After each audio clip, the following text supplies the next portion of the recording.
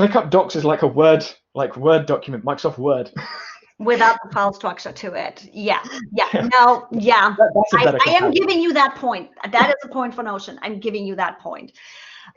Because I'm like, my OCD, I'm looking at my documents. You saw mine. I'm like, my show notes are running through ClickUp. I have SOPs in ClickUp. Don't get me wrong. My brain has adjusted because I literally just wanted to have it simple. But we still do a lot of content creation and document management in Drive because we do not have that feature in ClickUp. Again, for the ClickUp fans, I love you and I love the developers. Stuff is coming and we know how fast they roll it out. So ClickUp, please don't shoot me. But right now, the features we have in documents is like, yeah, it's a document. It's a Word document.